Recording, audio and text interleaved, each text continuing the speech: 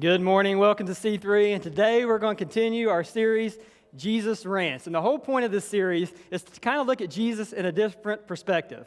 Most of us look at Jesus like maybe pictures we saw, like Trent talked about last week. Maybe it's pictures of just Jesus carrying around the lamb, and maybe he did carry around a lamb. And I don't know, but that's what pictures always show. And I said a couple weeks ago, as a little kid, I had this picture of Jesus in my mind. My grandpa had a picture of Jesus above his recliner, and it was like one of those velvet kind of creepy pictures, and I always thought that Jesus kind of like judging me and like kind of creepy looking. But so many times that we think of Jesus that way. But the whole point of Jesus Rants is to talk about things that Jesus said that was kind of uncomfortable. Maybe some things that we don't really like that he even talked about, but he did. And that's what we're going to touch base on. A few weeks ago, Jimmy talked about when we go places, do we give people a taste of heaven or do we give people a taste of hell? And last week, Trent had a great message about truth and grace, about how Jesus was full of truth and how he was full of grace. And he's called us to be the same way. But most of us lean one way or the other. Some of us are a truther, like, hey, I just how to tell it how it is. I'm going to call it out to him. I'm a fruit inspector, and that's what the Bible called me to. I'm just going to tell it how it is. And others are gracers, like, well, like Trent said, my son killed 4 people, but I know he's got a good heart, and he didn't mean it. But we always lean one way or the other, and Jesus was neither of those. He never had a balance. He was full of both. And today I'm going to talk about how Jesus, when he was on a mission for God and in the kingdom, that he didn't stop no matter what. And that's what I'm going to talk about today. Me and my wife was married on September 8th, 2001. I'll make sure I get that right. So this year in September, if we make it till September, we've been married 20 years. That's pretty good, right? One person's like, yeah, we'll clap, I guess. It's okay. And most people feel sorry for us. So we was married on September 8th, so our plane didn't leave for our honeymoon till the next day. Her parents paid for the wedding, and my parents paid for the honeymoon, so we was going to go to Disney World, and they got us a week at the Grand Floridian. If you don't know what that is, it's like an awesome hotel at Disney, one that we'll probably never be able to afford again. But we got there, we stayed one night in Ashland, and we flew out. So we got there, first day of Disney on the 10th. We had a great time at Magic Kingdom, and then we woke up the next day, and that was September 11th, right? So you know what happened. We got planes crashing, mass hysteria, Disney shutting down. They don't know when they're going to open again, and we can't get rental cars. We can't get a U-Haul to drive back. We can't get an airplane ticket. So our dads actually drove to Disney World to pick us up. So that's like already a disaster. We had this great vacation plan. We were so excited, and it was a letdown. So I'm like, okay, this is my first test as a man. This is my first test as a husband. I'm going to make this right. So she's been wanting this little dog at a pet store in the Huntington Mall. Does anybody remember when there was like a pet store in the mall? Man, you guys just got to give me something. Pretend like you know or don't like you know. But it's like, so we're going to get this dog that she's always wanted there. So we get it. She's carrying it through the mall. She's so excited. It's got a little pink collar around its neck. I actually got a picture of it. Look at that. Her name was Gracie. It was our first dog. Got it as soon as we got back from our honeymoon. And she was so excited. I'm like, okay, this is making things better now. So we lived in Cincinnati at the time. We was driving back from Huntington. And her parents live in Style Point. She's like, let's stop and show my mom. She's going to be so excited for me. Granted, we just had a horrible honeymoon. We didn't know if the world was coming to an end. We didn't know what was going on. We were just scared. And that was cut short. And she got to her mom. She's like, she's going to be so happy. She carries this little dog in. It's a little gray dog. It's not on the screen anymore, but it's a little gray dog. And she's like, look, Mom, at this dog I got. And her mom, no lie, and she was here in the first service outside. And I ain't thought about changing the story because she was here. I didn't want to call her out. But she said, that is the ugliest dog I have ever saw. And it was just like deflating all over again. And that's the way life is. Sometimes when you're on this mission to have fun, there's a resistance. But a bigger resistance is when you're on a mission for God. And that's what we're going to talk about today. Anytime you're on a mission for God or living out your calling, you're going to be met with resistance. And that's happened since the beginning of the time. Adam and Eve was met with resistance with the serpent. We had Moses, resistance from Pharaoh. David, Goliath. Batman, the Joker. Godzilla, King Kong. There's always resistance. And today we're going to see how Jesus had resistance from the Pharisees, the religious people, and Herod. We've been going through Luke, so we're in Luke 13, verse 31 through 35 today. It said, at the same time, sometime Pharisees came to Jesus. The religious people came to Jesus and said to him, leave this place and go somewhere else. Herod wants to kill you. In verse 32, this is Jesus talking. He said, "Go tell that fox." And one way of translating that from Hebrew is that insignificant person. So Jesus is saying, go tell that insignificant person, I will keep driving out demons and healing people today and tomorrow, and on the third day I will reach my goal. In any case, I must press on today and tomorrow and the next day, for surely no prophet can die outside of Jerusalem. Then he goes on, and I'll quickly touch on this really quick. On verse 34, Jerusalem, Jerusalem, you who kill the prophets and stone those who sent you, how often I've longed to gather your children together as a hen gathers her chicks under her wings, and you are not willing. Here, Jesus is represented by a hen. Of all things, I would think, if you think of an animal for Jesus, like, I don't know, a tiger or a lion or at least a gorilla or something powerful. But here he says like a hen. And he's kind of like our moms. Like my mom would always say, like, I just want everybody together for the holidays. And we just all get along under one roof. And it'd just be so nice. And he has that same desire to have his children together. But we're going to focus on the mission today. And any time that work goes down or you go to work on your mission for God or your calling for God, opposition shows up. We did an outreach in Ironton a few years ago, and it was around Halloween, and we had like free Kona Ice show up. It was like down on 9th Street, and we had Kona Ice, and we had like free hot dogs and like games for the kids, and we had these pumpkins they were decorating. And then about halfway through it, this guy shows up. This car pulls up beside us, and he gets out of the car, and first thing you notice, he's wearing khakis. And anybody that shows up like that's wearing khakis, they mean business, right? If you're wearing khakis, you're meaning business. But he gets out, and he's like, who's in charge here? And I'm kind of like hiding behind things. Trent's kind of hiding. But he finds us and he says, you cannot give people this free food without asking my permission. He said, we needed permission from this and that, and maybe we should have got permission. But anytime you're in on a mission, opposition will show up. Just like Jesus. So here we have the Pharisees, the religious people. And most people think that he was working with Herod because no other time Pharisees did they care about Jesus or him getting killed. They always wanted bad things happen to him. So they think they was trying to trick him, changing his path, maybe going to Judea where the Sanhedrin is, the top religious people, and fall into their trap. But he replied, he was staying on mission. He said, go tell that fox. Go tell that insignificant person. I will keep driving out demons and healing people today and tomorrow. And on the third day, I'll reach my goal. And obviously, he went much more than 3 days, but what he was saying is, I'm on a mission, and I'm going to complete my mission, and nothing's going to stop me. You can't change my mind. You can't talk me out of it. You're not going to bully me into doing things differently. So today, I'm asking you, what is your Herod? Who is the Pharisees in your life that is keeping you from living out your calling, from living out your mission? What's your Herod? About a year and a half ago, we owned a business in Ironton, and we were able to sell it through a series of circumstances. And we feel like about that time, God has been telling us, get out of debt, completely get out of debt. And we thought, and that was our mission.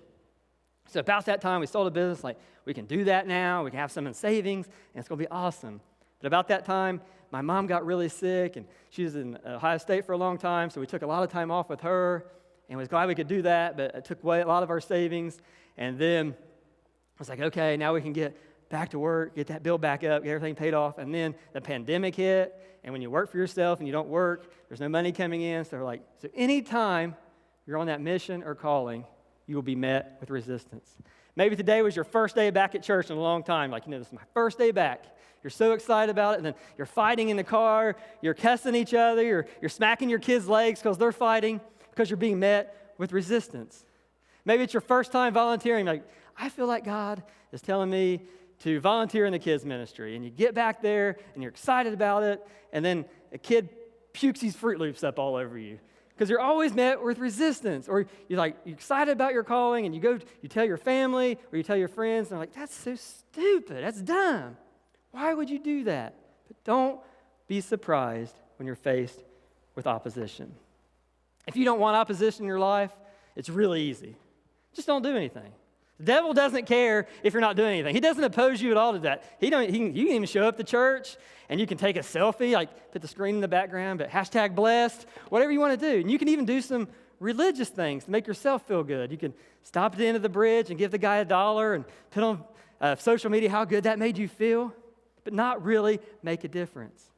But don't join a small group, don't volunteer, don't give your time, don't give your money, and more importantly than anything, do not care. Don't care about your family, don't care about your friends, don't care about your neighbors, and you won't be met with resistance. But the thing is, God is calling you to take your next step today. And some of those next steps are just what I mentioned. Like Aaron said, we're in the middle of a small group. Still join one. God's wanting you to join a small group. Give more. Maybe God's calling you to serve more. Volunteer more. Maybe God's calling you to reach out for help today.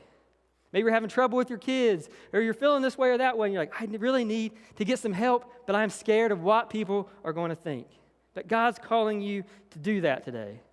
So that's what God wants us to do. He doesn't want us to respond to the haters. He wants us to be on mission. But I promise you, anytime you're on mission for your calling, they will show up. They will say this. They will say that. Who's they? I don't know, the They Institute. But they will show up. Maybe you're called to foster. People will be like, you can't even take care of the kids of your own. Maybe you think, I'm called to small group. You don't even know where Leviticus is at in the Bible. But it could be anything. You're too old. You're too young. You're too smart. You're too dumb. Whatever it is, resistance will show up. And that's what this whole series is about, being more like Jesus. Like Jimmy said, are we going to show people when we come into a room a taste of heaven or a taste of hell? Are we going to be like Trent said, are we going to be all truthers? Are we going to be all gracers? Are we going to try to live like Jesus and be full of both? And today, I'm asking you to be more like Jesus and living on a mission. Every night we do a devotion. Me, my wife, and my son, we do this devotion. We started this devotion when we didn't want anything really long. We wanted something short, simple that he would pay attention to, easy to understand. So we actually started doing like these daily breads. Anybody ever seen those before? They were handed out a lot of places. These people here have never heard of daily bread. They never heard of anniversary. It's a tough crowd today. But anyway, we do this daily bread. It's this very simple devotion. And one that's really stuck with me for the last few weeks is called They Smelled Like Christ. And in 2 Corinthians chapter 2, 14 through 17, it says, for we are to God the pleasing aroma of Christ among those who are being saved. And what it talks about through this devotion is, when you show up in a room, do you smell like Christ? Or do you smell like something, maybe you do a smell check before you get in. Like, do I smell like Christ? Or do you need some, Christ deodorant today? Because what people think of you, when you go into a room, do you make people feel better? Are they happy to be around you? Do they realize you have something they don't and they want it? Or do you just stink? A couple of questions at the end of this, and we was talking about this the other night. It says, who smells like Christ to you? Who smells like Christ to you? And one person my wife mentioned, and I'll talk about it because next week's Mother's Day is my mom. We didn't realize even how much she smelled like Christ, because at her funeral, we'd have person after person come up to us and tell us that she done this for them and she done that. She never told us about that. She never told anybody about that. She never wanted glory for that. And if we truly smell like Christ, that's the way we will be. So that's my challenge for you today, guys, is to smell more like Christ. And the prayer with that says, Heavenly Father, thank you for leading your people in triumph and spreading the fragrance of your truth through us. So my challenge for you guys today is, what's your calling? What's that next step that Jesus is calling you to do today? If you're unsure of that, I'd like you to text NEXT to the number on the screen. I think we have that, yes. Just text NEXT to that number, and you'll have a bunch of different things to choose from. Some of you in here, your next step today is you've never been saved. You've never prayed the prayer of salvation. You don't even know where to start with that. There's a place to click for that. Maybe you're saved in here today, and God's calling you to do your next step of baptism. We've been blessed to see so many baptisms this last couple months. Maybe that's your next step. Maybe your next step is like Aaron said in the welcome, is to join a small group. Maybe your next step today is like, I don't know where to turn with my children. I'm lost. I don't know what to do. I'm struggling with this or I'm struggling with that. We have a next step for that. Maybe you say God's telling you to start giving. Got a next step for that. That's what I'm asking you to do today, and that's what I think God is calling you to do today, is take your next step. So as we get ready to close today, I want you to think about someone in your life that has the aroma of Jesus. And think how that person acts, how that person makes you feel. I truly believe God is calling us to take that next step today. So before you leave today, or when you get in your car today, I'm asking you to text next to that number on the screen. And I'm just going to pray for you guys. God, thank you for this group of people today. And we thank you for giving us such a good example of how we're living out our calling, how we should live out our mission. That we shouldn't worry about the haters, we shouldn't worry about the bullies, we shouldn't worry about what people think. And I ask that you give us the courage today to live on a mission and take our next step, whatever it may be. Whether it's salvation, reaching out for help for something, just needing prayer, baptism, whatever it is, we ask that you help us have that courage today. We know the opposition and the resistance will always show up, but we pray for that courage. And if there's someone here today that's never followed Christ, you can do two things. You can either text next and click on salvation, or while everybody's got their head bowed, their eyes closed today, you can just say very simply this prayer. God, I'm a sinner. I know I'm lost. I know I need you. And today, I'm ready to follow you. I'm ready to give my total life to you. Please make me yours. I know you sent your son to die on the cross for us, and 3 days later, he rose again for very simply saving me from my sins. And with no one looking around, if you said that prayer for the very first time, we'd just like you to put your hand up and put it right back down. We're not going to embarrass you. We're not going to call you out, anything like that.